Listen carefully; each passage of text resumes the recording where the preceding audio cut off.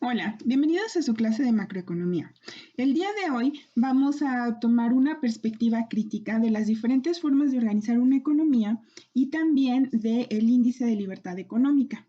En la clase pasada aprendimos la definición del índice de libertad económica y también cuáles son las 4 categorías que considera y los 12 índices que lo constituyen y que terminan resumiéndose en un único número que permite clasificar a los países en un rango de 0 a 100, que a su vez permite diferenciarlos o darles de alguna manera una etiqueta de si son principalmente libres o reprimidos, ¿no?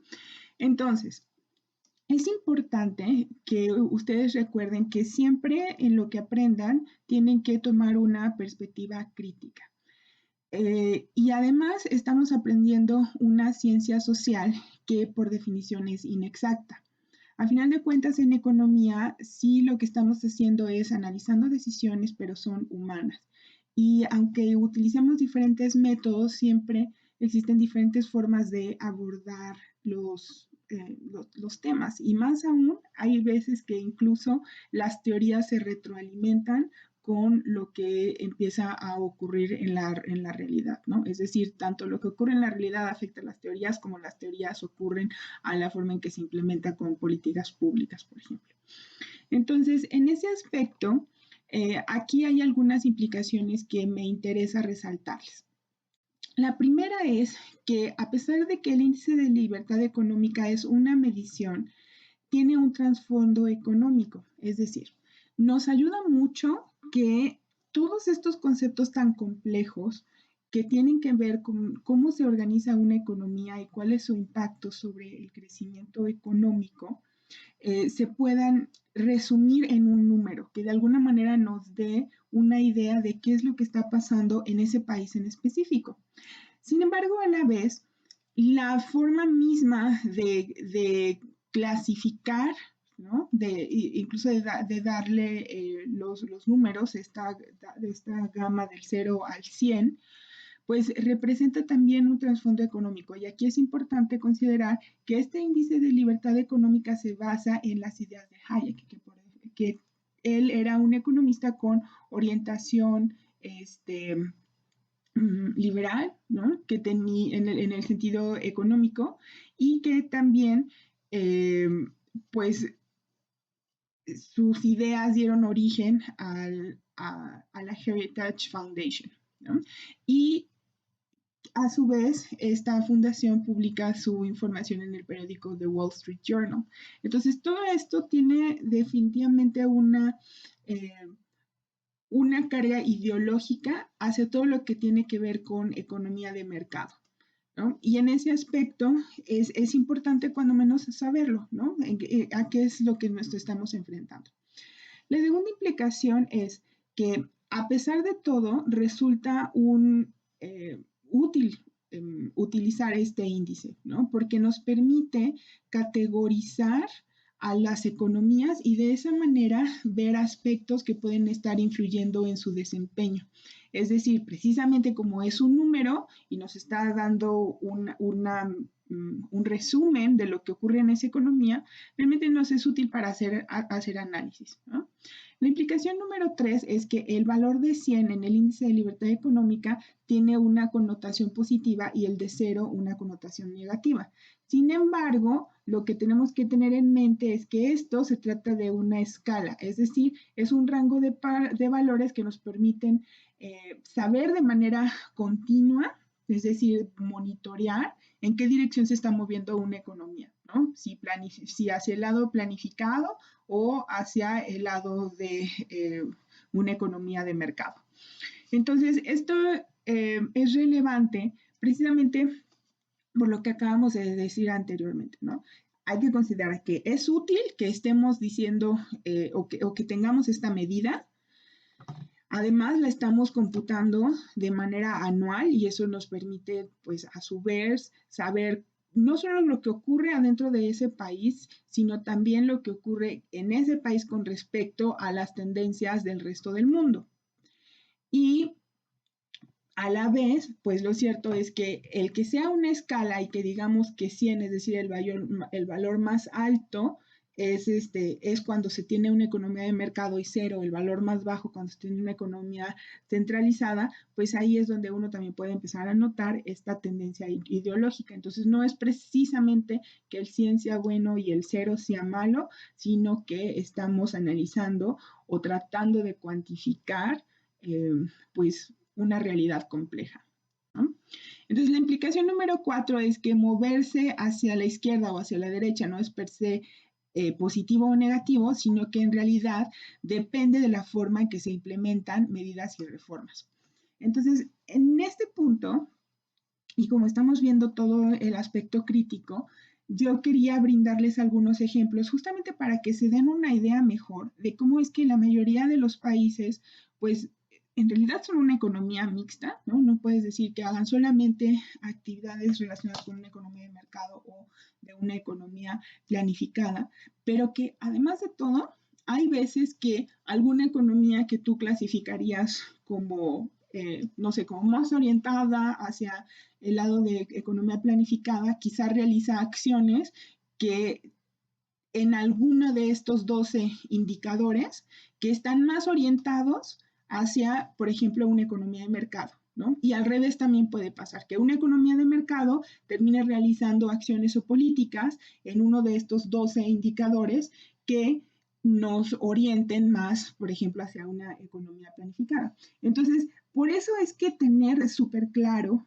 ¿no?, que el aspecto económico es lo más objetivo que nosotros podemos tener sobre diferentes políticas económicas, pues nos ayuda a tener un marco conceptual que nos dé, pues que nos oriente, ¿no? Entonces, acuérdense que una economía planificada siempre son dos cosas, que las decisiones las toma el Estado y que el Estado es dueño de los medios de producción, ¿no? Y por el contrario, en una economía de mercado, el enfoque es que el individuo, ¿no?, es quien toma las decisiones y el individuo es quien es dueño de los factores de producción. Entonces, tomando esto en consideración, ahora sí podemos ver algunos ejemplos. A ver, primero que nada, aquí podemos empezar a comparar Europa y México. Entonces, si tomamos de manera más específica el caso de Alemania, nosotros vamos a ver que Alemania está rankeado más alto en el índice de libertad económica con respecto a México. Es decir, Alemania la considerarías como un país libre, mientras que México sería un país moderadamente libre, ¿no? Ustedes mismos ya checaron de manera directa en la página en internet de Heritage Foundation cómo están rankeadas y por qué. Entonces, aquí es interesante que si nosotros vemos el índice, ¿no?, pues entonces nosotros sabríamos que Alemania está un poquito más pegada hacia la derecha, ¿no?, y México estaría quizá pegado un poquito más hacia acá, el centro, ¿no?, moderadamente libre. Entonces, el índice es el resumen de lo que está ocurriendo con cada uno de los 12 indicadores. Entonces, ese resumen nos da un número más alto para Alemania con respecto a México. Pero si nos empezamos a fijar de manera específica en alguno de los indicadores, entonces nos vamos a dar cuenta que en algunos indicadores, por ejemplo, Alemania estaría más pegada hacia una economía centralizada que México. Y un ejemplo muy claro de esto es la tasa impositiva.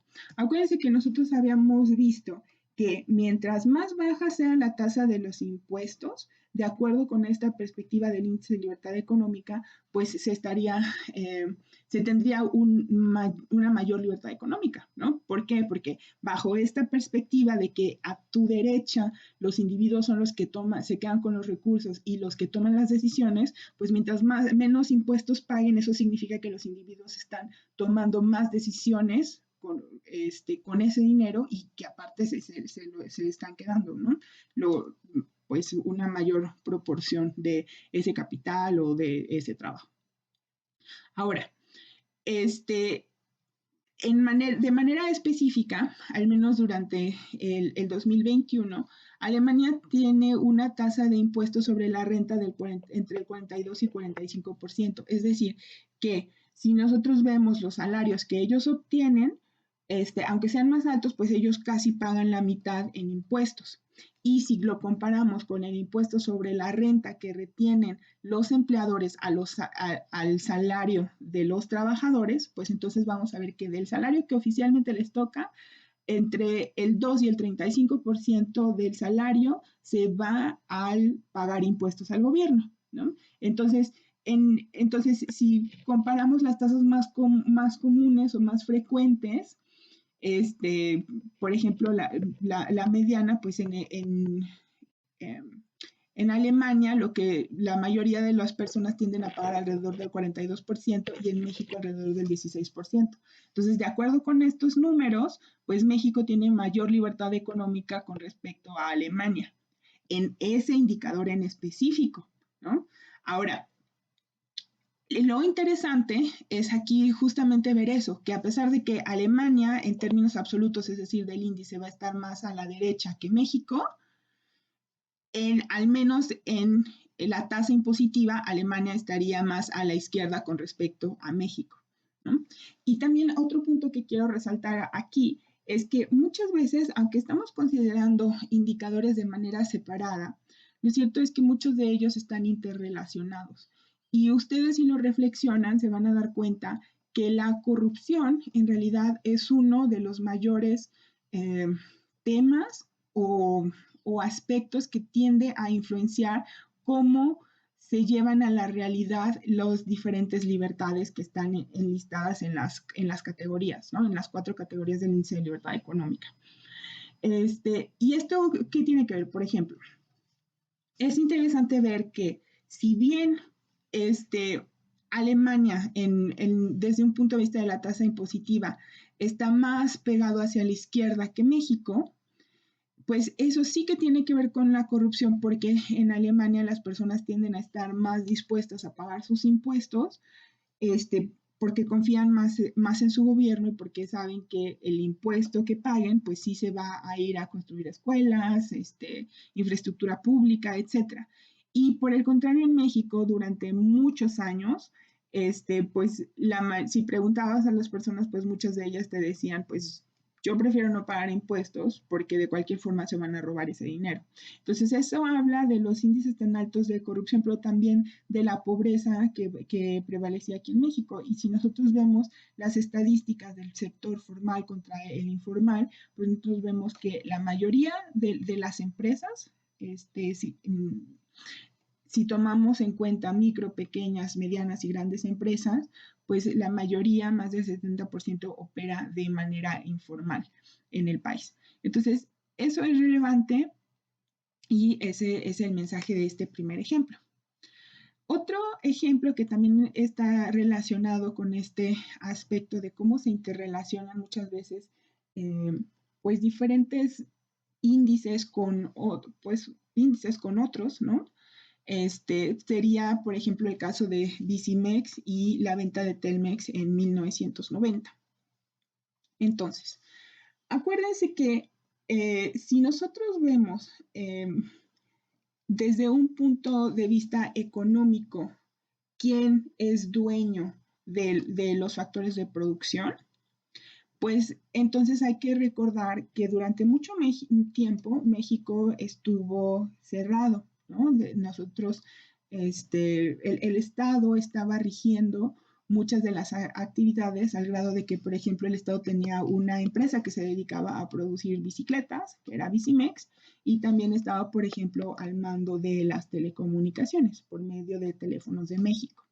Entonces, si lo vemos desde un punto de vista económico, pues eso significa que estábamos un poquito más pegadas hacia esta parte, ¿no? Hacia el enfoque social, es decir, donde el Estado poseía esos factores de producción. Entonces, la privatización, acuérdense que consta en vivir procesos donde lo público se vuelve privado, es decir, pasar de un enfoque social donde el Estado está tomando las decisiones a un enfoque individual, donde las personas o los individuos en teoría son los que toman las decisiones. Entonces, pues si lo vemos desde un punto de vista pragmático, en su momento, en los 90, pues sí había razones para decir que el Estado debía de participar menos, ¿no? Porque a final de cuentas, ¿qué sentido tenía, por ejemplo, que estuviera vendiendo bicicletas, siendo que había otros individuos que podían dedicarse y mejor participar en ese negocio, ¿no? Y de esa manera, por ejemplo, generar libre competencia y que pues las personas generaran su propio ingreso, que no toda la actividad económica dependiera del Estado, etcétera. Entonces, hasta ahí ese razonamiento, pues sí hace sentido y es cierto que también el Estado o la organización centralizada se había estado desbastando a través del tiempo. Sin embargo, una cosa es pues este aspecto teórico y lo que se deseaba con respecto o en comparación de lo que en realidad sucedió. Entonces, precisamente por eso es que estoy citando el caso de Telmex, ¿no? Y también corrupción. Y porque no solamente fue Telmex, en realidad, acuérdense que en esos años, durante el pues el sexenio de Carlos Salinas, se comenzó con toda esta política de privatización, ¿no? Es decir, que empresas que antes le pertenecían al Estado se convirtieran ahora en empresas privadas. Entonces, la motivación, ¿no? Pues era esto, ¿no? La teoría, la filosofía, la ideología era esto, que los individuos ahora fueran capaces de participar más en la economía y no todo se le dejara al Estado. Entonces, el problema es que, como de nuevo insisto, pues la corrupción tiende a estar relacionada con muchos de estos aspectos. Entonces, por ejemplo, Telmex es un caso muy famoso porque esa empresa sigue existiendo, se volvió una empresa muy grande con poder monopólico también.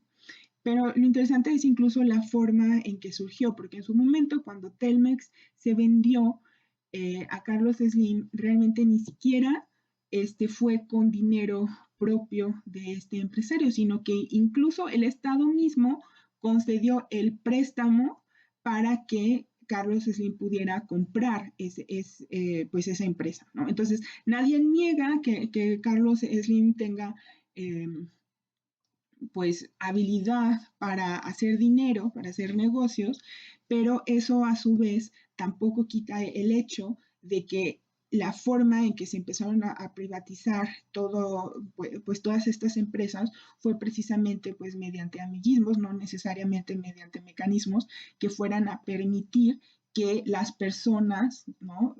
O en general la mayoría de las personas en el país pudieran participar de estos beneficios o realmente de hacerse de una empresa que fuera rentable. Entonces, esto es relevante porque acuérdense que en el enfoque de una economía de mercado nosotros decimos que lo que queremos es que los individuos en plural sean los que tomen las decisiones y los que posean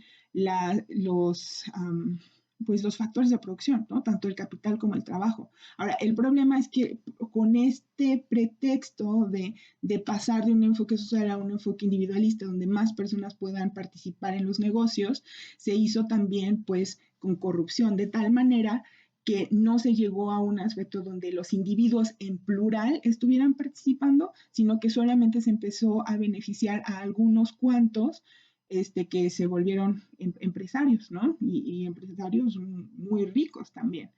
Entonces, muchos bienes y muchas fortunas también se amasaron así, ¿no? Entonces, esto es importante y pues es parte de nuestra historia de nuestro país, ¿no? Y también parte de lo que explica por qué a pesar de que México desde los 90 ha estado eh, o hizo todas estas reformas que se le llamaron reformas estructurales con el propósito de volverse una economía con orientación de mercado o tener este régimen neoliberal, pues la idea era esto, ¿no? Que los individuos tuvieran mayor poder, pero el problema es que se hizo en un contexto de corrupción donde no todos los individuos en México gozamos de esa posibilidad de participar en los negocios y de realmente tener una economía de libre mercado, etcétera, sino que solamente unos cuantos empezaron a beneficiarse y pues eso también ha generado un incremento en la desigualdad. Ustedes ya también hicieron una investigación sobre cómo ha evolucionado el índice de Gini, los niveles de pobreza, etcétera. Entonces, ver la historia del país en números es muy interesante, ¿no? Y porque precisamente nos permite constatar o aquilatar pues las intenciones o el aspecto político de lo que se dice versus pues lo que realmente está pasando desde un punto de vista económico y pues finalmente lo que de ello resulta, ¿no? Entonces, otro ejemplo puede ser ahora al revés, ¿no? Porque yo aquí les hice un ejemplo donde algo que pertenecía al gobierno se convirtió en privado, y lo relacionamos con la corrupción. Ahora estoy haciendo un ejemplo donde ocurrió exactamente lo contrario, pero también en un contexto de corrupción, es decir, donde algo que pertenecía a los individuos se convirtió en algo privado, perdón, del gobierno, pero también en un contexto de corrupción. Entonces, ese ejemplo es algo que ocurrió en 2014 durante el sexenio de Peña Nieto, en el cual Pemex compró agronitrogenados. Esto era una planta de fertilizantes que solía pertenecerle a Altos Hornos de México, pero que en realidad ya estaba considerado como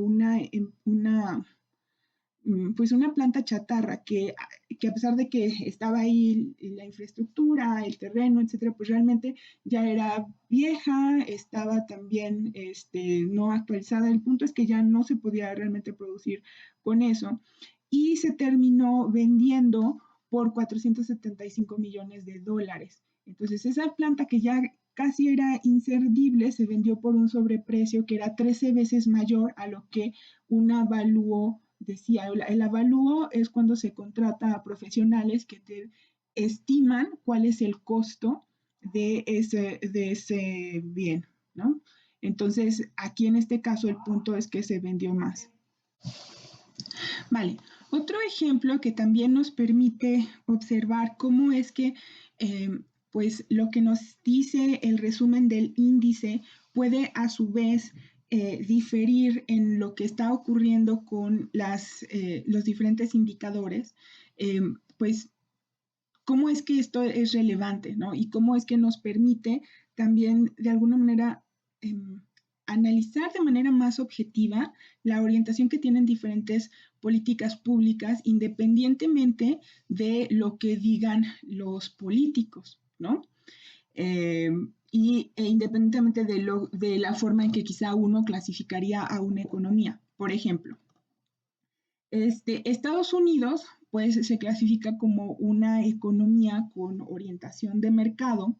Sin embargo, eso no quita que de repente también pueda tener políticas o ideas que vayan más enfocadas a las decisiones o acciones que tomaría un gobierno con una visión más centralizada, ¿no? O más de izquierda. Por ejemplo, acuérdense que en uno de los indicadores es precisamente la libertad comercial y eso implica justamente eliminar pues las barreras al comercio internacional, ya sean cuotas, ya sean aranceles, ya sean otros mecanismos quizá no monetarios, pero que también sean proteccionistas. Entonces, en este caso, la guerra comercial que Estados Unidos comenzó con China en el 2018, pues claramente va eh, hacia la izquierda, ¿no? Hacia un enfoque más planificado o centralizado. Entonces, esto es importante porque, de nuevo, aunque Estados Unidos quizá esté más hacia la derecha que China, por ejemplo, pues al menos en libertad comercial, Estados Unidos estaba tomando decisiones que lo colocarían más a la izquierda que China, ¿no? Dado que China sí estaba apoyando el libre comercio en ese año, ¿no? Otro ejemplo podría ser México, ¿no? México, a pesar de que tenga una Bueno, aquí le ponemos más o menos estimando Estados Unidos y China, por ejemplo. Entonces, asumiendo que México está aquí en una situación intermedia, pues México, en su índice, aunque esté colocado ahí, las diferentes acciones pueden analizarse también por separado, de tal forma que si nosotros consideramos la libertad comercial, pues muy probablemente México tenga una mayor libertad comercial con respecto a varios países, ¿no? Incluso países desarrollados, en el sentido de que México es uno de los países con el mayor número de tratados de libre comercio firmados en el mundo. De hecho, por varios años fue el país con más número de tratados de libre comercio firmados. Entonces, eso es bastante interesante, ¿no? Y otro ejemplo que puedo darles es también como incluso en ocasiones países desarrollados que quizá tengan niveles similares de índices de libertad económica puedan tener posiciones contrarias que justamente estén tratando de decidir si se van más hacia la derecha o más hacia la izquierda, ¿no? Es como una pugna que muchas veces se pelea a nivel político o a nivel legal, eh, pero pues que en el análisis tal cual siempre significa eso, ¿no? O sea, ¿qué tanto estamos permitiendo que los individuos tomen sus decisiones y sean dueños de esos factores de producción o que lo sea el Estado? Entonces, un ejemplo es el caso de Chiquita Banana. Chiquita Banana es una pues multinacional que se dedicaba justamente pues a sembrar plátanos, ¿no? En todo el mundo, a recolectarlos y comercializarlos. Entonces, una pugna inicial ocurrió entre Alemania y Francia cuando en los 90 más o menos, cuando Alemania pues se unificó y también se empezó a pensar de manera más seria en crear este concepto de la Unión Europea, pues todavía faltaba decidir pues a quién se le iba a comprar o a quién se le iba a permitir el paso a ese mercado europeo. Y estas son decisiones importantes y con implicaciones económicas mayores, porque, por ejemplo, Francia hay que recordar que por muchos años tuvo colonias, ¿no? En diferentes países, en África, por ejemplo. Entonces, muchos de estos países, a pesar de que ya se habían independizado, en realidad seguían o siguen manteniendo una relación con algunos tintes coloniales, de tal forma que Francia tenía sus proveedores principales, ¿no? O el interés de comprarle a algunos países, porque pues ahí tenía empresas francesas también, ¿no? O ella iba a ganar también ingreso de hacer negocios con ese país en específico. Pero por el contrario, Alemania, a él lo que le interesaba a ese país era realmente tener acceso a plátanos que fueran muy económicos, independientemente de dónde se compraran en el mundo, lo que ellos querían era tener plátanos. Y esto estaba relacionado también pues con la misma historia de Alemania, porque al haber sido un país que por tanto tiempo estuvo cerrado precisamente porque estuvo parcialmente dominado por la URSS, pues para ellos muchas cosas que habían estado prohibidas o no eran parte de sus mercados. Entonces, su preferencia era, más allá de comprar a un país específico con ciertas características de ese plátano, lo que ellos simplemente querían era plátanos, ¿no? Lo más barato posible y la mayor cantidad posible. Entonces, eso significó una pugna entre ambos países, pero si se fijan, a la vez esto se puede aterrizar en un plano económico, ¿no? Donde Francia quería que el gobierno tomara las decisiones de a quién comprarles y Alemania quería que más bien simplemente hubiera libre comercio y que participara quien pudiera participar. Entonces, al final se terminó permitiendo la entrada también de Chiquita Banana y al menos se redujo esta influencia tan grande que tenían las antiguas colonias de Francia, ¿no? Y pues se terminó abriendo, al menos para ese producto, el mercado europeo. Entonces, esas son pues curiosidades que justamente nos permiten entender cómo es que si lo analizamos solamente desde una perspectiva filosófica o política es más fácil perdernos, ¿no? precisamente porque, no sé, a Francia, a Alemania o Estados Unidos, pues no necesariamente los ligarías a este enfoque planificador, pero eso no quita que de repente tomen decisiones o acciones que vayan en esa decisión, en esa dirección, y también viceversa, ¿no? Que haya países en desarrollo que si quizá tú los relacionarías con una economía más reprimida, o con menor libertad económica, muchas veces toman acciones que es todo lo contrario, que es abrirse, son acciones dirigidas a la economía de mercado, ¿no? Y eso es muy común de observar, por ejemplo, en aspectos de liberalización comercial. Eso ya per se son muchos debates que incluso se llevan, por ejemplo, en la Organización Mundial del Comercio, ¿no? Donde países desarrollados argumentan, pero es que no es justo, por ejemplo, que los países desarrollados sí nos obliguen a nosotros a abrirnos y ellos no necesariamente lo hagan, ¿no? Y muchos de estos productos en pugna son justamente productos que tienen que ver con tecnología o los productos agrícolas y todo eso es un gran debate muy interesante que no nos corresponde necesariamente verlo ahorita o no hay tiempo para hacerlo, pero sí lo quiero mencionar justamente pues para levantar un tanto el interés en ustedes, que lo chequen, que lo busquen y pues que aprendan, ¿no? Y un último ejemplo que podemos ver sobre estos contrastes, ¿no? De cómo es que llegamos a clasificar a los diferentes países según el índice, pero cómo a su vez cada país está tomando acciones que, pues, a final de cuentas lo clasifican justamente como eso, ¿no? Como una economía mixta. El hecho de que Estados Unidos, por ejemplo, sea una economía con orientación de mercado no significa que nunca tome decisiones orientadas a la economía más planificada y viceversa, ¿no? Con México. Entonces, un ejemplo muy reciente, súper interesante, que fue la helada que ocurrió en Texas en febrero del 2021. Entonces, aquí lo que ocurrió fue que mucha de la energía eléctrica que ellos producen está o proviene de energías limpias, incluyendo por ejemplo, en energía eólica, pero como estaba tan frío, se congelaron esas hélices y aparte de todo, se congelaron también tubos que, por ejemplo, llevaban gas y que permitían también generar energía eléctrica.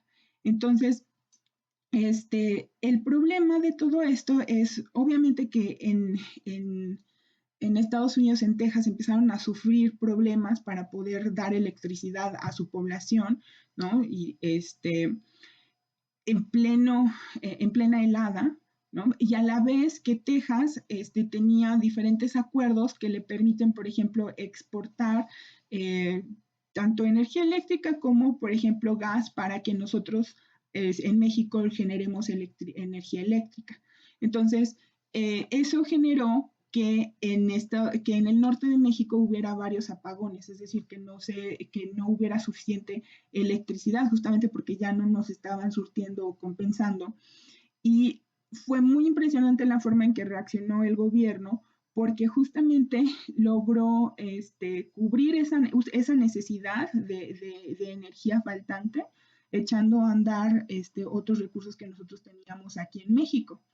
Entonces, aquí en este aspecto es muy interesante analizar cómo es que, por ejemplo, este país, Estados Unidos, que se precia de tener quizá una orientación más de mercado, empezó a tomar medidas proteccionistas. Entre ellas, por ejemplo, intentó cerrar la frontera porque ellos saben que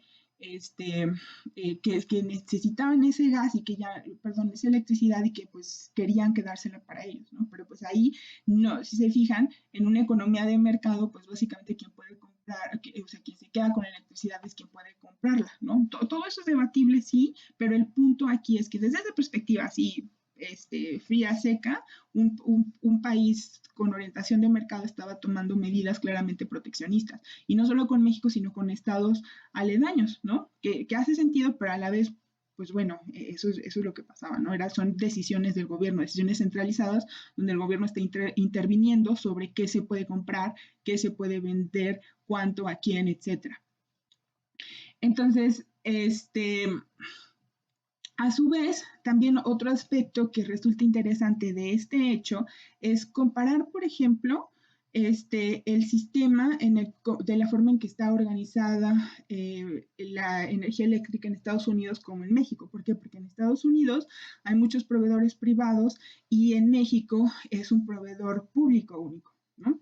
Entonces, Aquí, en este tema en específico, entran conceptos también que ustedes llegaron a aprender en economía, en microeconomía, sobre, por ejemplo, cuáles son los monopolios naturales, ¿no? Que hay empresas que hace sentido que sean monopólicas porque realmente no hay ninguna otra forma, ¿no? Por ejemplo, si tú tienes, o sea, no sé, si tú quieres montar una vía del tren, pues no vas a montar 5, 6, 7, 10 vías paralelas que vayan al mismo lado, por los mismos lugares, simplemente para que las personas tengan opciones de tomar cualquiera de las vías según la compañía que más les guste, ¿no?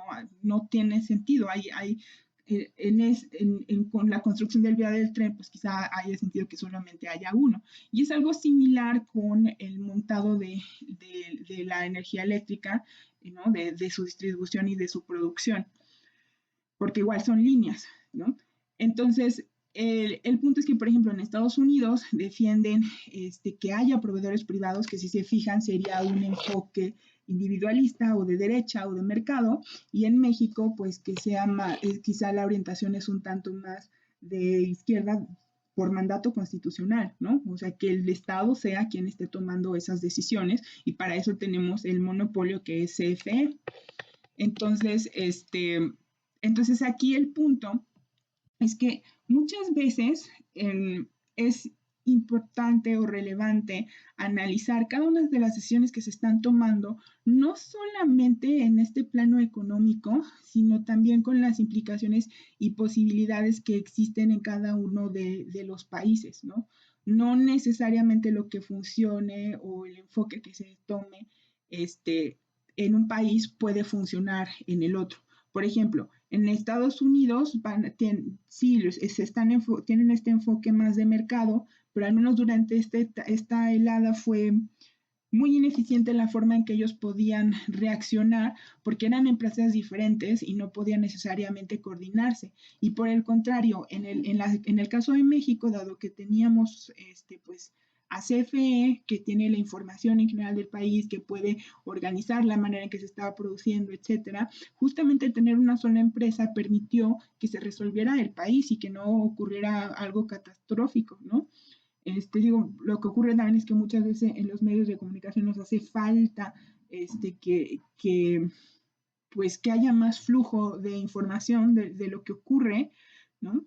Pero pues realmente pues sí fue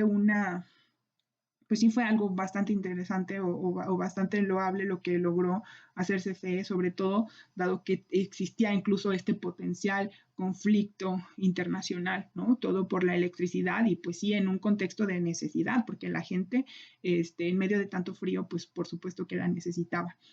Entonces, les digo, aquí no es necesariamente que el seguir un enfoque de mercado o seguir un enfoque centralista sea lo perfecto o lo ideal, sino que depende de las condiciones de cada país, ¿no? Ya sean culturales, sociales, etcétera, ¿no? Otro ejemplo con respecto a este punto, pues es lo que les mencioné de la tasa impositiva en México y en Estados Unidos, ¿no? Pues sí, quizá tú podrías argumentar, no, pues lo mejor es que haya menos impuestos, ¿no? Pues lo que dice México. En Alemania dicen, no, pues a mí no me importa sacrificar esa parte de libertad individual, pero es factible aquí. ¿Por qué? Porque no tenemos menores niveles de corrupción, ¿no? O la gente confía lo suficiente como para pagarnos impuestos y también tenemos los mecanismos como para hacer esa exacción. Entonces, así las cosas. Entonces, ya que discutimos justamente, pues, esta comparación entre lo que nos dice la teoría y lo que debería de ser ideal, ¿no? En cómo se clasifica según el índice de libertad económica versus lo que ocurre en la realidad y cómo es que incluso muchas categorías, indicadores del índice están interrelacionados, ¿no? Y se afectan mutuamente, y cómo tampoco el que un país esté clasificado como país libre significa que no va a tomar decisiones centralizadas, etcétera, pues es la parte crítica que también es importante desarrollar. Ahora, lo que vamos a discutir ahora, pues es quizá comparar este aspecto económico con los enfoques políticos y sociales. Y para eso quiero mostrarles, por ejemplo, algunas citas de pensadores tanto que serían considerados de derecha, ¿no? Como pensadores que serían considerados de izquierda. Entonces, en primer lugar, tenemos a Adam Smith que dice, cada hombre o cada persona, siempre y cuando no viole las leyes de la justicia, es perfectamente libre de perseguir su propio interés a su propia manera y de esta manera traer a la industria y a la capital a la competencia con cualquier otra persona, ¿no? Entonces aquí Adam Smith, acuérdense que él, pues, él tiene un enfoque liberal, él escribió la riqueza de las naciones y él por lo que pugna es precisamente por la libertad del individuo, ¿no? Que es lo que estamos definiendo como una economía de mercado. Más aún, él fue el que hizo este concepto de la mano invisible, donde precisamente el mercado ayuda a hacer que coincidan los deseos y las posibilidades de los consumidores y de los productores para lograr un precio de equilibrio y una cantidad de equilibrio. Entonces, aquí vemos esta idea de libertad, ¿no? De individualismo. Después tenemos a Hayek, que también es un filósofo orientado hacia una economía de mercado, ¿no? Hacia el individualismo. Entonces aquí él lo que dice es, el principio que guía cualquier intento de crear un mundo libre para los seres humanos tiene que ser una política de libertad individual donde la única política progresiva es la libertad. Entonces, eh, Hayek aquí, acuérdense que nosotros vimos que pues justamente es en donde están inspirados todos estos conceptos del índice de libertad económica, ¿no? Y cómo pone tanto énfasis en la libertad de las personas, es este aspecto del individualismo. Después tenemos a un filósofo que se puede considerar de izquierda.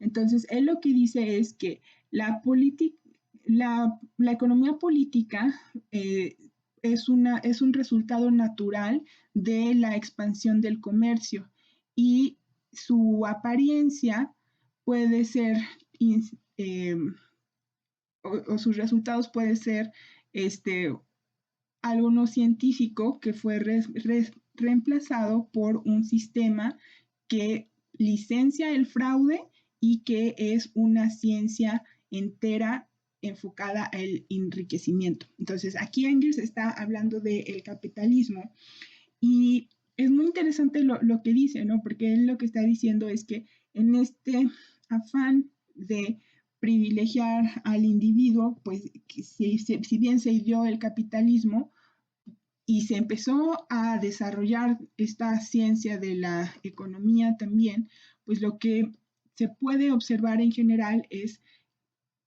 que a su vez existe un sistema legal que permite que algunos individuos se enriquezcan más que otros.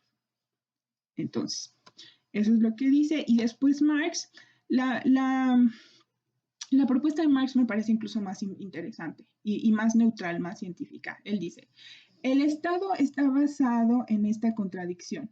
Está basado en la contradicción entre la vida pública y la vida privada, entre el interés universal y el interés particular.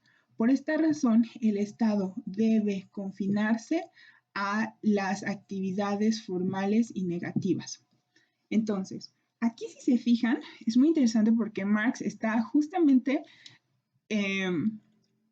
pues incluso explicando de manera muy clara todo este diagrama que yo les acabo de decir, ¿no? Cómo es esta pugna de pensamiento entre tener una orientación social o una orientación individual cuando se empiezan a tomar las decisiones.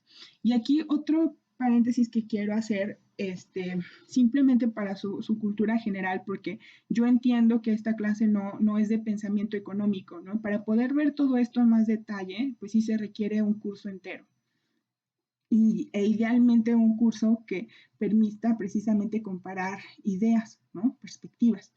Pero aquí yo lo que quiero que vean es que si bien el comunismo es lo que llegó a ocurrir, pues realmente las ideas de Marx y de Engels eran pues más profundas, ¿no? Ellos en realidad lo que estaban proponiendo era el socialismo, y en esta situación, paradójicamente, lo que ellos proponían no necesariamente era que el Estado fuera quien estuviera manejando toda esta idea de bienestar social, ¿no? Sino que en realidad los individuos, o más bien la sociedad en general, fuera capaz de autorregularse, que centrara el bien común como su política económica, pero donde el Estado no fuera o no tuviera ese poder tan avasallador, ¿no? Y eso era el socialismo, solo que pues en la realidad nunca llegó a concretarse. De hecho, por ejemplo, aquí justamente está diciendo, ¿no? O sea, pues el Estado igual debería de tener restricciones entre lo que puede intervenir y en lo que no.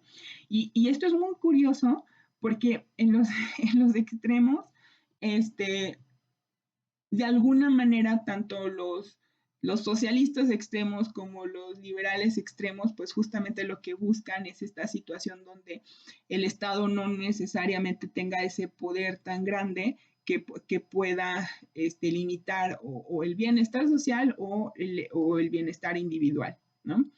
Y la paradoja es que en la realidad, en los dos extremos, tanto el comunismo como el neoliberalismo fracasaron, ¿no? Y eso vamos a verlo aquí en esta diapositiva que sigue.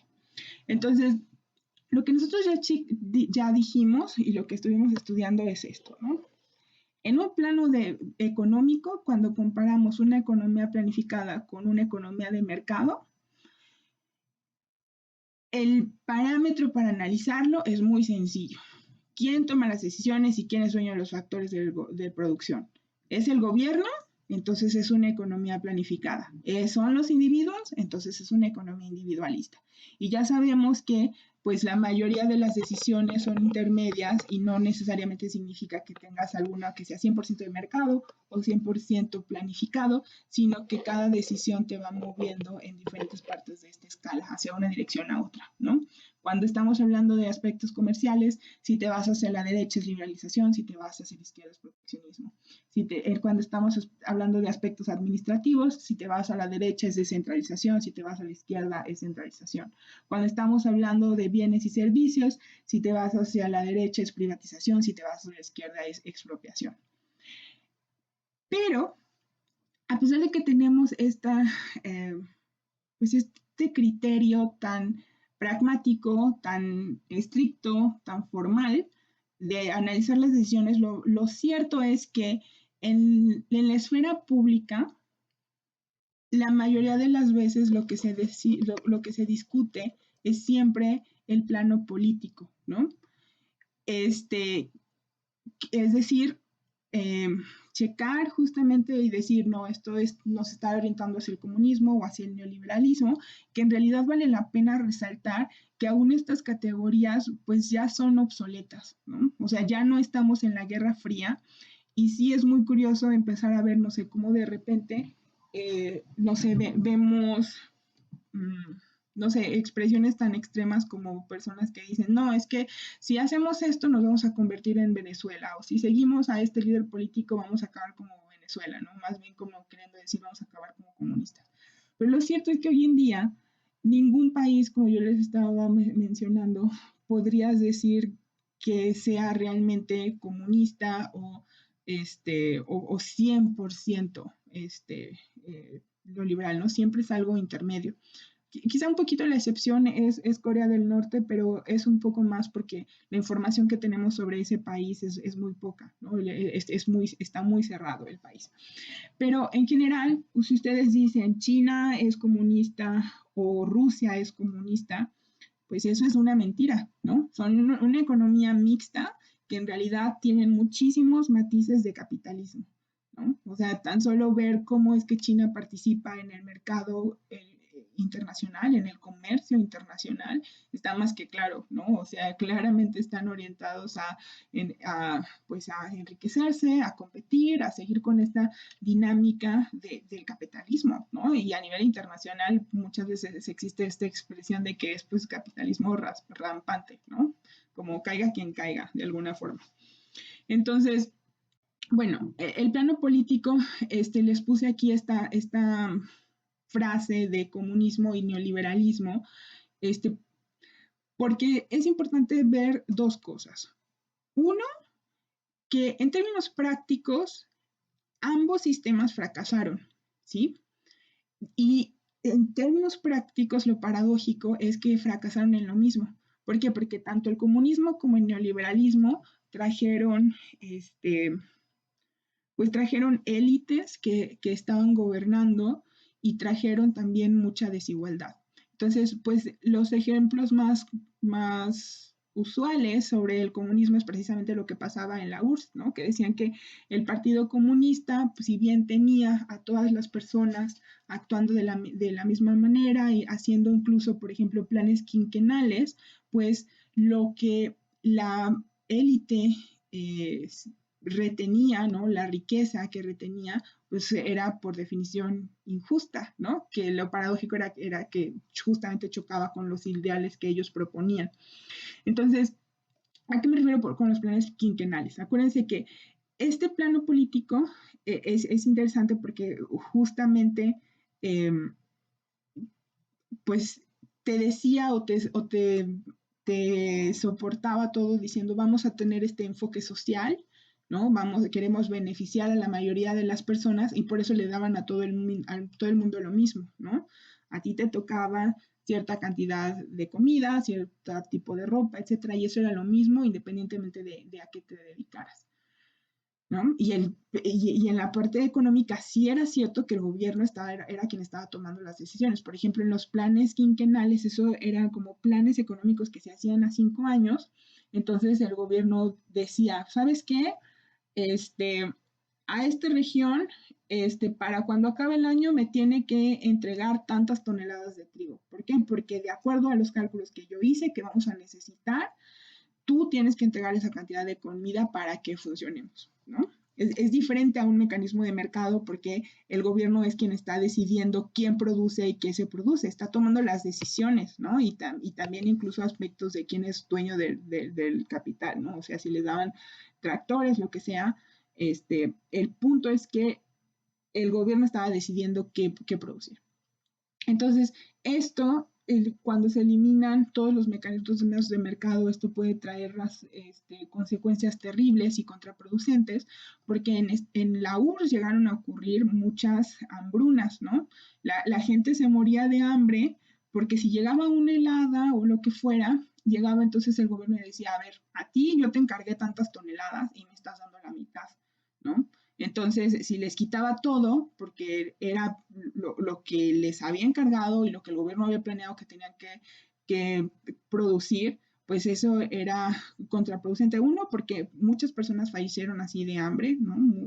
Existen registros históricos. Y dos, porque mmm, no, dado que no estaba esta coincidencia de, pues, de factibilidad de producción y de deseos de los consumidores, que es justamente lo que hace la economía de mercado, pues fracasaba, ¿no? Tendía a fracasar ese sistema de producción. Entonces, ni obtenían lo que habían planeado y, y muchas veces también se ponía en riesgo la vida de las personas, ¿no? Pero aparte de todo estaba este aspecto de la desigualdad tan grande entre los que dirigían el partido y las personas que vivían ahí, que recibían exactamente lo mismo, ¿no? Y por el otro lado está el neoliberalismo, que de la misma manera fracasó, porque paradójicamente, si bien se le da prioridad a que los individuos sean los que estén tomando las decisiones, en los individuos también se observó mucha corrupción, ¿no? Por ejemplo, todo este tema que existen durante las crisis económicas y financieras, donde los errores de los privados, ¿no? De los bancos, los terminan pagando los individuos, es parte de esta corrupción y de este fracaso que ha experimentado en la práctica el neoliberalismo. Entonces, acuérdense que por ejemplo, en Estados Unidos en 2009, pues igual que se rescataran a todos estos grandes bancos con el fin de no quebrar, ¿no? En México, por ejemplo, cuando ocurrió el FOBAPROA, que igual también muchos bancos estaban por quebrar y lo que ocurrió fue que el Estado los rescató, pero encima de todo, los banqueros terminaron aumentando la deuda porque ya sabían que los iban a rescatar, ¿no? Entonces, está eso en el tema del neoliberalismo, también está la corrupción, eh,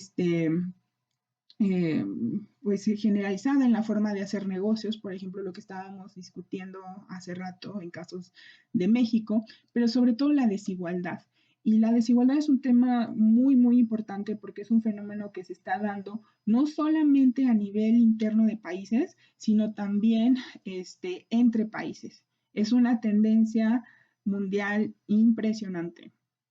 Entonces, sí vale la pena rescatar esto, compararlo y también ser conscientes de la forma en que difieren del plano filosófico.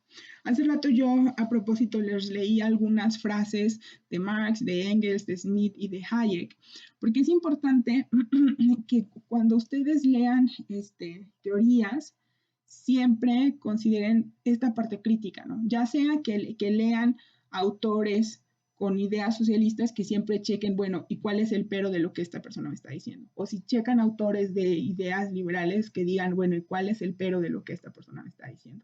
Porque muchas veces, cada uno tiene su parte de razón, pero insisto, estamos en una ciencia social que es inexacta, que es imperfecta y donde las ideas son relevantes, ¿no?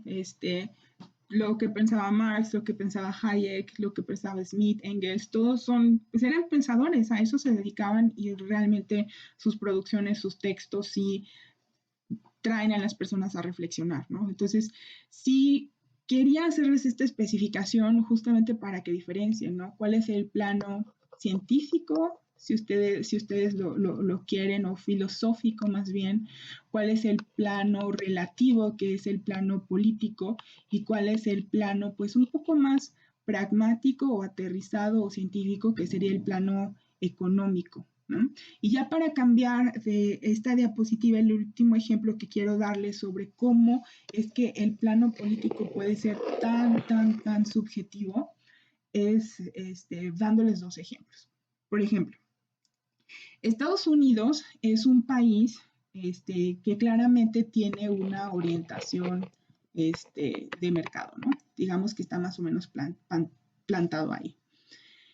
Sin embargo, cuando llegan las elecciones, que de los demócratas contra los republicanos, es muy interesante ver cuál es la narrativa que ellos hacen de sus propios debates e incluso de las personas que están compitiendo por esos puestos, ¿no? Y aquí a qué me refiero, por ejemplo, cuando Bernie Sanders, no sé si han escuchado sobre él, pero él es un demócrata muy famoso, que, eh, que ha intentado contender por la presidencia, al menos en dos ocasiones, ¿no? Y que trabaja en el Parlamento.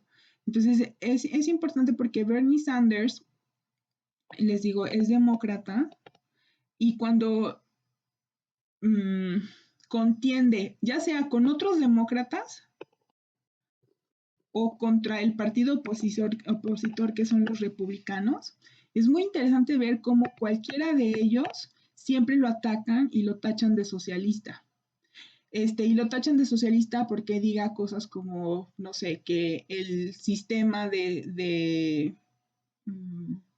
no sé, de salud debería de apoyar más a las personas, porque actualmente es muy caro, ¿no? Entonces, les digo, esto es interesante porque si vemos de manera un tanto más objetiva el índice de libertad económica, Estados Unidos estaría acá. A Bernie Sanders, por hacer ese tipo de propuestas, lo tachan de comunista como si estuviera, no sé, definitivamente plantado en esta parte de economía planificada. Pero lo cierto es que no. Si vemos sus políticas de forma relativa, quizá él lo único que dice es, si estamos plantados aquí, sería bueno para el país movernos un poquito para acá, ¿no? Ese poquitito, por ese poquitito, en el plano político se exagera y se dice, no, pues ya vamos a caer hasta acá, ¿no? Y no es cierto, ¿no? Por muy extremista, entre comillas, que llegue a ser una propuesta, en Estados Unidos lo cierto es que la probabilidad de que llegue a ser una propuesta 100% centralizada o que traiga a la economía en absolutamente todos los 12 indicadores hacia una economía planificada, pues es muy, muy baja, ¿no? Entonces, ese es el punto, que en el plano político todo se vuelve relativo y deja de ser pragmático sobre cómo se está, debatiendo. Si nosotros vemos a México, en realidad es una situación súper parecida, ¿no? Si nosotros vemos también igual las elecciones, donde es el campo de batalla y donde más argumentos políticos se están dando, es igual de interesante analizar lo que ocurre. Por ejemplo, cuando fueron las elecciones de 2018 y López Obrador estaba contendiendo contra Anaya y contra Mid, pues si se fijan, muchos de los ataques iban en este aspecto, ¿no? Decían, no, es que nos vamos a volver socialistas, y no, es que todo toda la política se va a caer y ya vamos a dejar de ser un país que esté libre, cosas por el estilo, ¿no?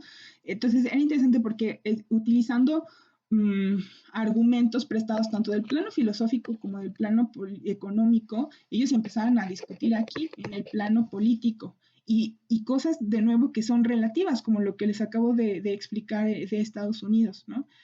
Entonces, lo curioso es que cuando nosotros empezamos a verlo de manera pragmática, así tal cual solamente el plano económico, la relatividad política de los argumentos se vuelve súper clara o más clara, en el sentido de que, por ejemplo, para empezar, esas elecciones ni siquiera eran unas elecciones donde realmente se estuvieran discutiendo si el país se iba a volver de izquierda o de derecha propiamente, ¿no? Es decir, un país con enfoque planificado o con enfoque de mercado.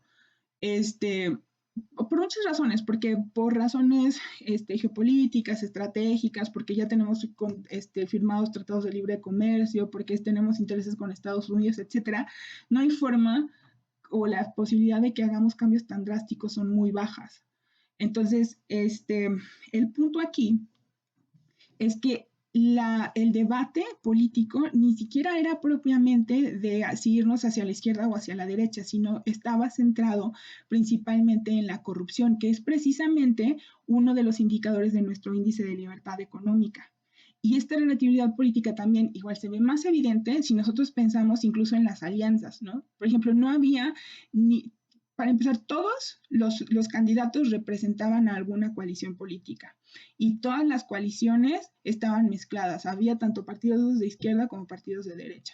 Por ejemplo, Morena tenía también, por ejemplo, Morena, que es un partido con orientación de izquierda, tenía también, por ejemplo, al partido de los evangélicos, que era más bien como de orientación de derecha, ¿no? O, por ejemplo, el, el PAN me parece, ¿no? Que estaba con el PRD, si mal no recuerdo, que también, ¿no? Pues el PAN era súper de izquierda y el PRD perdón, el PAN con orientación de derecha, muy de derecha, y el PRD con orientación de izquierda. Igual con MID, era el PRI con otros países más pequeños con otros partidos más pequeños que tenían quizá más bien una orientación de derecha o de izquierda y el PRI per se es donde al menos oficialmente es una postura más de centro, ¿no? Entonces, este es el punto, o sea, ni siquiera estaban peleando propiamente eso, ¿no? Es decir, el enfoque social, porque no sé, AMLO nunca dijo, bueno, pues ahora el gobierno va a ser quien va a tomar todas las decisiones y quien va a ser dueño de todo, sino todo lo contrario, ¿no? Más bien él decía, no, vamos a promover la democracia, etcétera, etcétera. Pero, y luego también tenías aspectos contrarios, ¿no? Por ejemplo, Mead, que estudió en Estados Unidos, que es un economista pues reconocido. Igual él defendía, por ejemplo, algunos aspectos como pues limitar un poco más al Banco Central, ¿no? Que sería algo que no necesariamente esperarías y que se va más un tanto hacia una economía centralizada. Entonces el punto es que a nivel político ahí se piden los argumentos porque muchas veces se empieza a atacar a la persona con falacias a nivel personal, etcétera, y se deja de razonar justamente en este plano práctico, el plano económico o en el plano idealista, que sería el plano filosófico. Entonces, saber esto, tener pues criterios para estar analizando cada una de las propuestas que se dan en el país es súper relevante y es pues importante pues para que ustedes tengan cultura económica, ¿no? Para que puedan analizar lo que sea que escuchen o lean, pues desde un punto de vista más crítico, ¿vale? Entonces, aquí yo les puse el artículo 25 constitucional y para esto sí los voy a invitar a que lo lean completo, porque en la Constitución es donde está fijado de manera oficial cómo es que se organiza en México la economía. Es un artículo muy largo y esta sección que yo les acabo de plantear aquí simplemente es el inicio, pero lo quise marcar porque ahí justamente les da esta idea de que pues México es una economía mixta, ¿no? Por mandato constitucional. ¿Por qué? Porque incluye al Estado, sí, pero también está hablando, por ejemplo, del individuo, que siempre esto, ¿no? Estos dos aspectos que toca considerar. Ahora quiero que lean todo el artículo justamente para que chequen, bueno, qué podrías decir, ¿no? ¿Qué aspectos de lo que estoy leyendo sería una economía centralizada? ¿Qué aspectos sería una economía de mercado? Y en general este artículo 25 hacia dónde nos orienta, ¿no? Hacia una de mercado o una planificada. Y también por ahí, incluso si tienen tiempo, pueden checar aspectos sobre debates de este, de, de reformas constitucionales, ¿no? Que se han hecho o que se proponen o que se van a hacer. Entonces, eso es interesante. Entonces, ya que tenemos la definición de qué es el índice de libertad económica, de los aspectos críticos, de cómo compararlo y considerarlo con aspectos filosóficos y políticos, pues entonces ahora sí regresamos a esta idea de nuestro índice de libertad económica, entonces ¿para qué nos sirve? ¿No? Y ya dijimos, bueno, nos ayuda a monitorear cómo se está comportando una economía, pero también hay aspectos, pues, quizá empíricos, observaciones que nos permiten observar que cuando hay libertad económica, casi siempre, bueno, eso nos permite que el libre mercado nos provea un contexto para organizar sin coercionar las habilidades, los talentos, los esfuerzos de las personas y de esa manera, pues producir tanto los bienes como los servicios que demandan sus ciudadanos, ¿no? Esto genera crecimiento económico, innovación, promueve nuestra eficiencia y pues en este contexto, pues lo que se provee o lo que se prevé es que pues el Estado lo que debería de hacer es estar adoptando políticas que promuevan la libertad económica, ¿no? Desde este pensamiento. Y en general, algo sí muy importante, recordándoles lo que yo les digo, que pues la mayoría de los países pues van a tomar decisiones, o sea, son mixtas, ¿no? Son economías mixtas, pero aparte las decisiones y los debates mixtos, los debates políticos mismos pues siempre están en el interín. Entonces, pues a final de cuentas, el plan de crecimiento económico es importante adaptarlo a la cultura, a la historia y a las particularidades. Bueno, entonces en este mapa tenemos igual el índice de libertad económica, eh, solamente que nos da de manera más visual una comparación de qué es lo que está ocurriendo en el mundo. Entonces, en general podemos observar que los países más ricos son los que tienden a tener mayor índice de libertad económica. Los países intermedios como México, pues también, al menos de manera empírica, coincide con eso, ¿no? Como el nivel de ingreso con el índice de libertad económica, ¿no? Los países más pobres tienden a tener menos libertad económica. Esa es una observación empírica. Entonces, justamente eso se considera como, pues, motivaciones de por qué promover la libertad económica. Entonces se observa que existe una correlación positiva entre la libertad económica y el PIB per cápita y el bienestar social. Entonces acuérdense que correlación positiva significa que si uno sube, el otro también. Entonces aquí lo que nos está diciendo es que mientras mayor libertad económica haya, también el PIB per cápita tiende a ser más alto y también el nivel de bienestar social. Ahora, también mencionamos que el crecimiento económico que se observa después de introducir medidas de liberalización tiende a ser positivo e inmediato. Esto es interesante y esto es también a la vez tema de debate, pero aquí yo quise ponerlo de alguna manera lo más apegado tal cual primero a lo que dice la libertad económica, ¿no? Pero otro es simplemente proveerles también este aspecto crítico, que igual esto es un debate, ¿no? Y es normal que sea un debate precisamente por lo que hemos estado decidiendo, ¿no? A final de cuentas, las sociedades inevitablemente están siempre decidiendo sobre qué prioridad dar, ¿no? El aspecto social o el aspecto individual. Pero en general, pues sí es cierto que la libertad económica lo que busca, a final de cuentas, pues es empoderar a las personas, liberar las fuerzas de elección, las oportunidades y generar libertad y mejor calidad de vida en general, ¿no? Entonces, con esto terminamos esta parte de crítica del tema y estas son las preguntas de reflexión que les corresponden, que es analizar el índice de libertad económica, checar cuál es la calificación más reciente y también hacer esa comparación con otros, con el mismo país, ¿no? O sea, ¿por qué ha aumentado o por qué ha disminuido?